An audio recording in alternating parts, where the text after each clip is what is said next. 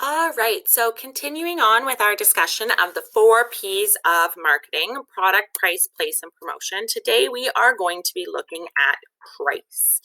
So, the price that we sell our goods and services for is a very, very important decision for our business. However, most people, or a lot of people initially, don't think of price as being a marketing decision. Okay. However, it is really, really important. So, yes, there are other people that need to be included in this decision, including, the productions and the accountants, and making sure that the price that we're setting is going to make us money. However, price should be a conscious marketing decision and not just a numerical calculation. And we're going to talk a little bit more about why. So, for price, pricing decisions can be the difference between success and failure for your product. Okay. You could have a perfect product, super well designed, top quality, great features. Okay. However, if you happen to price it too high, then it's not going to sell. And in some cases, if you happen to price it too low, it's also not going to sell because people will think, that low price means something's wrong with it. Okay. The other thing to note is that nowadays customers are very price aware. Why? Because of the internet, because of technology. We have these smartphones in our hands, and we are very aware of what the price of this product is in every location that it's available. Okay. When you go to the store, you'll often see people, especially for bigger purchases. When I went to go buy my Christmas tree last year, we looked online. We found the one we wanted, and then we looked online and found the store that had it for the best price. So customers are really aware of what the prices are, and it's important that we are also aware when making our pricing decisions of our competition. So, when making a pricing decision, you want to make sure that your price is similar to the price of the competitive products, unless there is a reason for it not to be. Okay, so we're not saying that everybody should price their product the exact same. What we're saying is if your product is the same as another product, then customers are only going to be willing to pay the same price for it.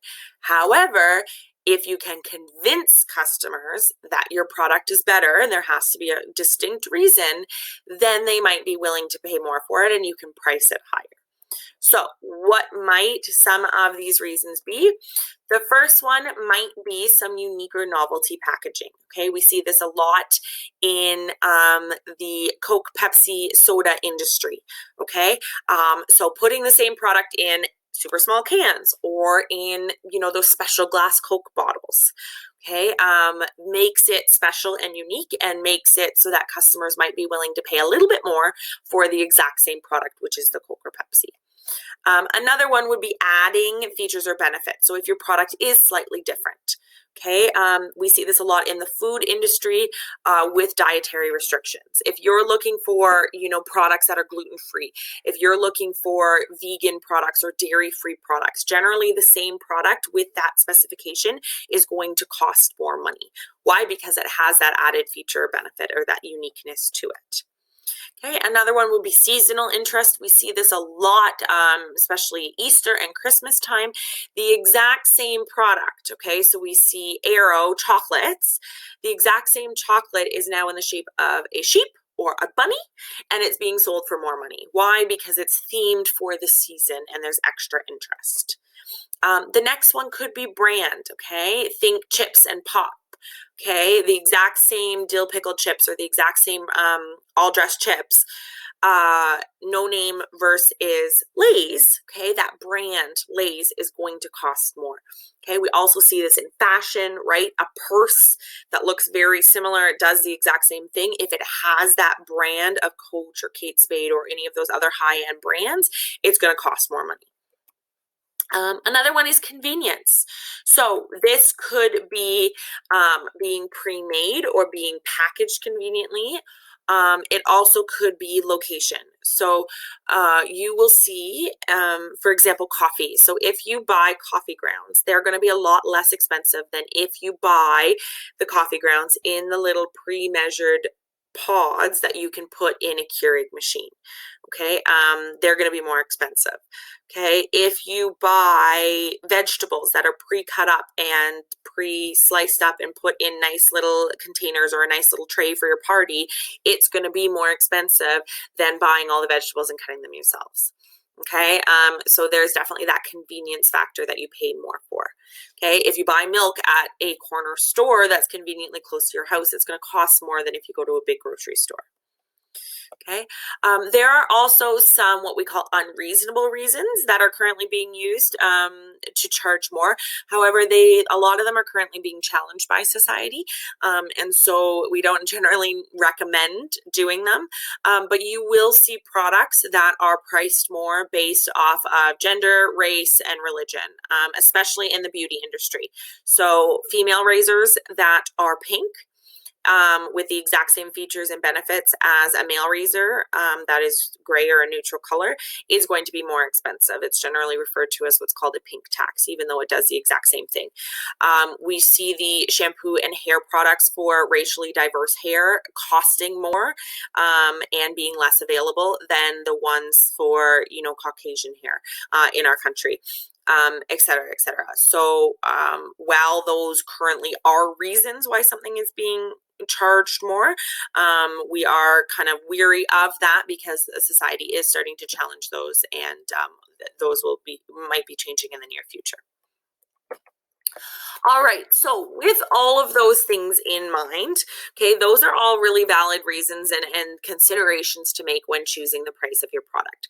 And you will notice that they all start with, if I jump back, okay, they all start with taking the product of your competitor and adjusting it. Okay, so it's really important that some research has already been done and you know exactly who your competitors are and what prices they are charging, and you are really, really kind of aware of what's going on. Okay, so all very, very valid reasons. There are also what we call pricing strategies. Okay, so these are kind of overarching strategies that are chosen given specific situations that your product might be in. And then you might consider some of these other reasons to adjust them slightly. So let's take a look. The first one is what we call cost plus pricing. So this is generally a strategy that is used to develop a price for a new product. Basically, it's using the math. So we figure out how much it costs to make the product. Okay, we figure out how much money we want to make for each product, and then we figure out the final price. Okay, so you'll see we figure out that markup, that extra bit, okay, and the selling price is just the markup and the cost together, okay, and there's some formulas that are often used here. The important thing to note with this, okay, if we look at this example, so I know that the product costs $2.50 and I know that I want to make 20% of that in profit. So I'm simply going to take that $2.50 and figure out what my markup is going to be. At 20%, it's 50 cents, and I'm going to add them together and I'm going to sell it for $3. But what you will notice is missing here is any consideration of what your competition is selling for or what your customers are willing to pay. And that is why this strategy is very dangerous. Lots of new businesses and new entrepreneurs use this strategy unsuccessfully, okay? Because they're not taking those important things into consideration. So who uses this and should use it? Okay, as I mentioned, shouldn't use it is small businesses, but they often do. Utilities do this especially. So these are regulated by the city. There's no competition, so there's no competition to consider. It costs us this much to make it. We want this markup, so this is what you're going to pay. Okay. Other what we call single buyer products. So when you're getting something made specifically for you, this happens again because there isn't a lot of competition. So if you want a custom t-shirt made or you want business cards made, the company's going to say, you know what, it's going to cost me this much to make it for you. I'm going to take this profit. So here's your end price. Generally, when you're asking for quotes from a business, that's what's happening. Okay, construction contracts, the same thing happens. And actually, most government contracts do this. Okay, so this includes buying medical supplies. okay, and other things that the government is purchasing, okay, when you're asking for that quote. So the concerns we had, as I mentioned before, in the cases especially of construction and of medical supplies, if a business knows that they're automatically going to make 20% profit on whatever they buy, they're not very motivated to keep those initial costs low. Okay, because they get more profit if it starts more initially. So that end price to the customer could end up being more money. Okay, this is what happens in healthcare, unfortunately. The cost that gets sent to the government ends up being much higher because there isn't that motivation to keep the costs low initially. Okay, and the main one, as I mentioned before, just because this is the price you want to sell your product at doesn't mean they're willing to pay it. It doesn't mean there isn't competition. So you need to be looking around. Okay, so let's look at some of the other strategies. All the rest of them do take into consideration the competition. The next one is called matching the competition. The word is right in it. And this is often referred to as price takers, where you basically set your price the exact same, if not slightly. And by slightly, I mean maybe pennies lower than your competition. Okay, a fairly simple strategy. We sell the same product, so I'm going to have my price right there with you, but maybe that little incentive is that 1 cent less. Okay, this can help you get more customers if they're unfamiliar with you. We see this happening in gas all the time. I'm sure you've driven by a corner and there's one gas station that has their price set at, like it says here, 119.4, and maybe another one across the street would be the same, or 119.3. Okay, very, very minimal price difference between them. Okay, who uses this? Gasoline uses it, fruits and vegetables use it for sure, and also many, many low-cost items where the brand doesn't matter to people. Okay, so if they're not going to be buying it because of the brand anyway, there's not much of a care between them, then this is going to be an effective strategy. Okay, concerns that we have. It's very hard to use this strategy as a new business because generally your costs are going to be higher than those businesses who have been doing this for a while. So it's unlikely you're going to be able to make money doing this.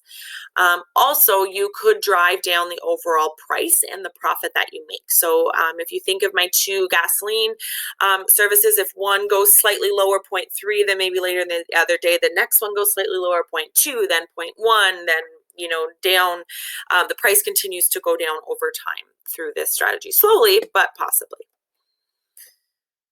All right, the next one that we're going to talk about is called penetration pricing. So if we set a significantly lower price than your competition, okay? So not just those pennies, not just a few dollars, okay, significantly lower, okay? The goal of the strategy is to get customers. Okay, generally your profits will be very, very small or minimal per item. But the thought is if we can get a lot of customers through this strategy, then that overall price will still be at a similar level. We have to sell much more to do it, but maybe with the significantly lower price, we're going to be able to do that. Okay, we need to make sure that we are closely monitoring the strategy to make sure that we're still covering costs, okay, that we're not losing money for each sale. All right, so an example of this is Under Armour. So most people, when they think of Under Armour now, they don't think of a very low price. But when Under Armour first started out, they were trying to compete against Nike and Adidas and Reebok and these hugely well-known brands, okay? The sport clothing and shoe market is one of the hardest ones to break into because people are very loyal to the brands that they love. So what did Under Armour do? They went to the coaches of the university and college varsity teams in the United States. And they said to them, we are willing to make your uniforms and your practice gear for this ridiculously low price, way lower than the competing brands were offering to them. Okay, those coaches, thought, great, we can save some money here and we can spend it somewhere else. So they did it. So all of these young athletes grew up for, 3 or 4 years using all Under Armour branded products. Not all of them, but a number of them eventually went pro. Okay, when they went pro, what brand do you think they chose to wear? The brand that they've been wearing for 4 years and trust. Under Armour. So now Under Armour is basically getting all this free publicity of all of these professional athletes selling their products and is becoming well known and is beginning to be chosen in this very competitive market. So you see that they didn't keep this pricing strategy forever, and that's important to note. Generally, a penetrating pricing strategy is chosen when a product is brand new, okay, coming into a market with the goal of eventually increasing the price. But we're just trying to get customers. We're trying to get them to try our product, to like it, to fall in love with it, to become loyal to us so that we can increase the price later on. So who uses it? As I mentioned, new businesses or brands that are trying to get into a market with very high brand recognition and lots of direct competition. Okay. As I mentioned, some of the concerns, okay, the competition could also lower their price. And then the whole business, the whole industry, all of the businesses are making less money. So in the Under Armour example, there was a chance that Nike was going to come back and say, nope, I can do even better. Okay. And then not only has Under Armour not gotten those customers, but now there's no way to ever increase that price again. All right, the next one is called price skimming, which is pretty much the exact opposite of price penetration. So we're going to look at around us and we're going to set our price very, very, very high. Okay. As I mentioned, not as I mentioned. This pricing strategy is used when you are entering a market with a brand new product, okay? Specifically when there is no direct competition, okay? So there's no competition around us. It's not that we're setting our price much higher than the competition. There's no competition, okay? We are the only ones there, so we set the price really, really high. Again, just like penetration pricing, we know we can't keep the price there forever. Eventually, it will decline. But for now, we can, rake in that money and those profits. Okay. Example of this is new technology. So you can see here when DVD players were first released, they were being sold for, $800. Within a year, they were down to almost $450. By the end of the third year, they were down to $225. Now I think you can buy them for like $30 that plug into your computer. Okay, so there's an understanding that the price will come down, but generally anytime there's brand new technology that gets released to the market, we see that price being really, really high because it's never been seen before. And there are going to be some customers that want to be the first and they're willing to pay the price for it. So as I mentioned, tech companies use this, drug companies also use this, okay? The first time a new medication is offered, they're gonna have the price really, really high, and they are protected for the first 2 years until those no-name knockoff brands are able to duplicate it and offer it as well. Okay, so generally anytime there's an emerging market, there's something new that's coming out that customers are gonna want. Okay, the concern, you can only do this if people actually want the product. So just because you have a brand new product coming out to market, you can't just automatically set the price high. You need to make sure that people are excited about the product. This can be done through some of your own marketing activities, that buzz, that product launch that you're going to run at the beginning of your product's life. But you need to make sure and look at the world around you and your customers and make sure they're excited and willing and able to pay the price that you are setting.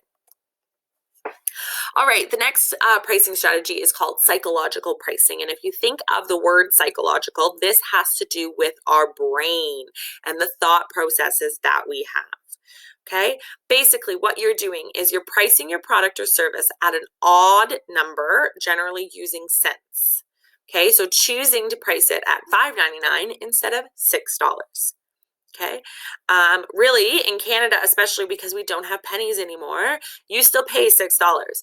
But the fact that it says $5.99, the first thing our brains see is 5. It looks cheaper than 6. Okay, so using that perception of our brain to make customers that believe the price is lower when actually it's not. Okay, we see this a lot with furniture. You'll notice, $599 for the couch instead of $600. Okay, $1,199. We see this in home sales as well. Okay, a lot of those higher priced items that they want to make it look a little bit less for. Who uses this? A lot of people. Psychological pricing is something that you can add on to some of the other pricing strategies and the other choices you're using. Okay, a lot of times we see this with maybe slightly lower quality products, again, making your product look cheaper, so people are choosing it there. And again, in situations where people are not brand loyal, where they're choosing a product based on the price. Okay. Some concerns. If people see your item as priced lower, there is sometimes a thought process that you would have a lower quality or a lower value. So if you are trying to be that company that is known for the highest quality, this is likely something that you don't want to do. The other one says that recently in some studies, it's noting that because this has been used for quite a long time, customers are becoming oblivious to it or aware of it, and it's not working as well. And actually, some companies, especially higher branded ones, are purposely doing the opposite. Okay, they're doing even numbers, they're not including cents to try to show they're sophisticated and high end. So some things to think about. All right, another strategy. This one is quite unique, very specific situations, but it does happen. It's called a loss leader pricing. So right in the word, you see the word loss. Okay, we are offering a specific item at a loss. So we are going to sell the item for less than what it costs to make the product at that time. Okay, this seems absolutely crazy, right? We're losing money. Every time a customer buys a product, we're basically paying them. We're paying more money to make it than we are making from it. Okay, why? Because it's going to bring them to the store.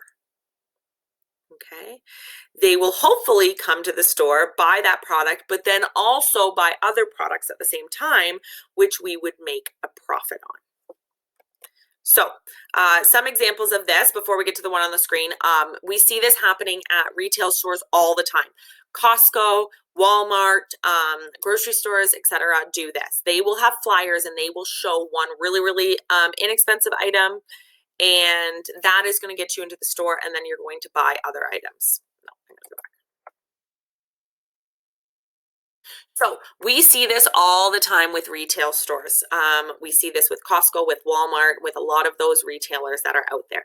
They will have flyers. They will show, this one item is really inexpensive this week. Okay, grocery stores show, we have the cheapest bananas, we have the cheapest apples. Costco always has the cheapest water bottles that you can get out there if you're looking to buy something like that. Okay, that's going to get you into the store. Okay, then hopefully you're going to buy other things. Costco is really strategic about it because their water bottles, that cheap item that you've come for, is at the very back corner of the store, meaning you have to walk by every other product on the way, and you're likely going to get tempted. Okay, and you're likely going to buy some other products. Most people that go into Costco end up buying a lot of other products, and they're going to make their money back that way. Okay. Another great example of this is actually products that have add-on value. So when the Amazon Kindle Fire first came out, they sold these tablets at a loss of $2 per unit. Okay, so every person that bought one basically got $2 worth of value for free, and Amazon lost a ton of money. However, within the first year, they had created over $136 in profit more from every Kindle that was bought. Why? Because once you have a Kindle, people would buy books from it. So people that had not been buying virtual books before from them now were, because they had the device for it. So it is an add-on product. So retailers are a big user of this, but also these products that have add-on value. Okay, some technology companies do this. Printers, for example. Okay, printers are sold super inexpensively. We bought a brand new printer, all of the great new features, wireless scanning, etc., for $30 on Black Friday. That is crazy. It came with 2 ink cartridges in it. Now, when I go to buy ink cartridges, it costs $60 to $70 for those 2 ink cartridges. So I know that they sold that initially at a very big loss because the ink cartridges in it alone are worth more than the whole printer was. However, now that I have this printer, I must buy those ink cartridges from this company and this brand every time. And so they're making their money back on me. Oh, Who uses this? Like I mentioned, large retailers that sell lots of products and brands, so they can set one or two items really low, and then people will buy lots of other ones from them once they're physically in the building. The other one is, as I mentioned, brands that have those add-on sales, okay, that are very specific and limited to their brand. You must buy the ink that matches your printer. You have to buy the books that match the tablet that you have. The concern with this pricing is customers could buy only the cheap thing. There are customers that have the willpower to walk in and walk through Costco and just buy the cheap water. Okay, there's going to be those customers that buy the printer, use the printer when the ink is out, throw the printer out, and buy a new cheap printer that comes with ink. Okay, that is an option. Very bad for the environment, but it is something that's going to happen. Okay, and so just being aware of that, but if done well, that it's not going to happen very often. All right, so thinking about our pricing strategies as a marketer and which ones you are going to choose. Remember, you need to choose pricing strategies that are going to give you a competitive edge. What is going to get customers to buy your product? Is it having a higher price? Is it having a lower price? Is it being right near the customers or the competition? Okay, you need to know what your customers are willing and able to pay for it. And you do need to consider things like your costs and who your target market is and who your competition is. Okay, there's lots of research that needs to happen. However, I want to remind you, you should never be making your price based solely on the calculation. You need to take a marketer's viewpoint and think about what the best price is and what that price says to your customers and how much you're able to charge and make profit. Okay. And in reality, lots of companies will follow multiple policies, or they'll choose one of these policies and they'll tweak it because of some of those factors we talked about before. So for example, when we talked about the razors, okay, that brand might be choosing a follow the competition strategy of keeping their prices close to the competition, but then choosing to increase it a little bit because it's a female product. Okay, so a combination of the pricing strategy and then some of those other reasons to charge more. Thank you so much for watching today's lesson, brought to you by Plugin to Learning. All the resources used in this video are linked in the description below. If you have any questions, feel free to comment. And to continue learning with us, please subscribe.